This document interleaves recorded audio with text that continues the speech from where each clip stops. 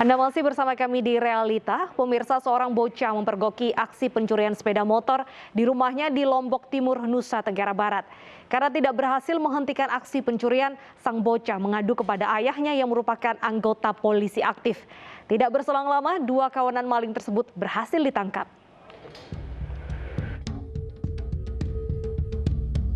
Tindakan pencurian sepeda motor di rumah seorang warga di wilayah Terara, Lombok Timur, Nusa Tenggara Barat ini dipergoki seorang bocah.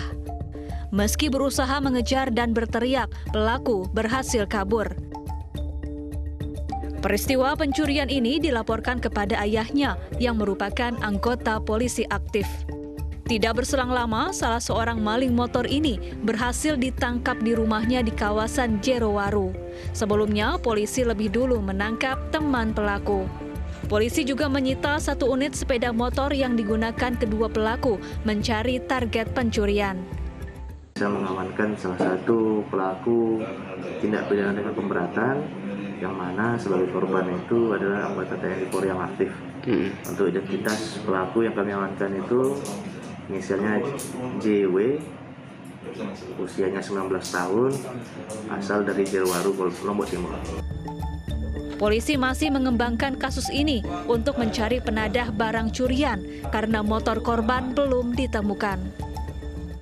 Komplotan pencurian motor yang terekam CCTV ditembak polisi di Matraman, Jakarta.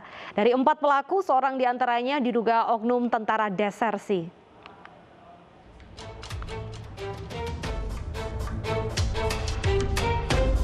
Berdasarkan rekaman CCTV, petugas kepolisian Polsek Matraman mengembangkan kasus pencurian yang terjadi beberapa hari lalu di kawasan Utan Kayu Utara, Jakarta. Petugas membuntuti pelaku dari motor yang digunakan saat mencuri. Komplotan pelaku yang berjumlah 3 orang ditangkap saat akan beraksi kembali di kawasan yang sama.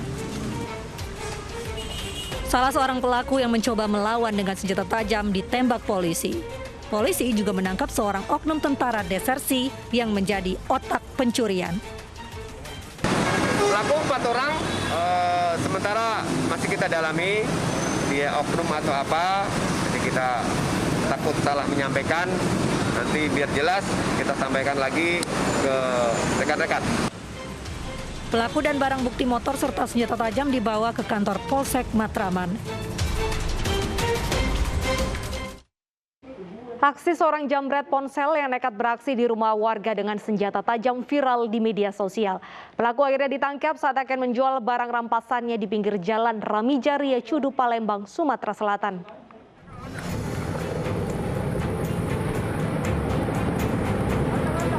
Aparat Polrestabes Palembang, Sumatera Selatan meringkus residivis jambret di pinggir jalan Ramija Ria Cudu, Kecamatan Seberang Ulu 1.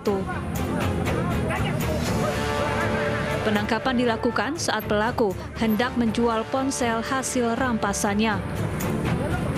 Selain barang bukti pencurian, polisi juga menyita senjata tajam yang digunakan pelaku mengancam korban.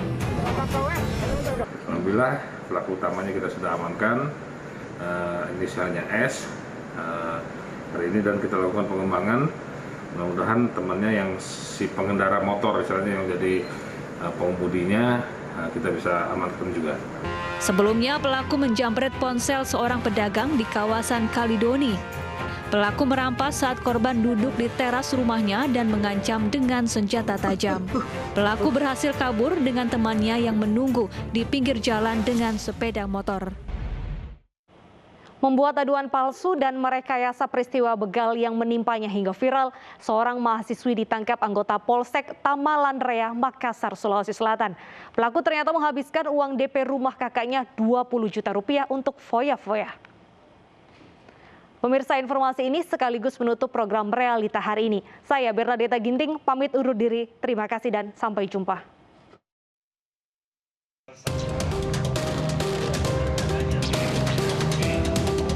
Unit Reskrim Polsek Tamalan Rea mengungkap laporan palsu atas kasus dugaan korban begal yang dilaporkan seorang mahasiswi berinisial RR. Setelah diinterogasi mendalam, pelaku tidak bisa mengelak dan mengaku bahwa dirinya sengaja membuat laporan palsu ke polisi lantaran takut dimarahi kedua orang tuanya. Setelah uang senilai 20 juta yang dikirimkan untuk membayar DP rumah sang kakak telah habis digunakan untuk berfoya-foya. dari hasil penyelidikan berdasarkan laporan mahasiswi tersebut, kita melakukan olah TKP di tempat kejadian perkara.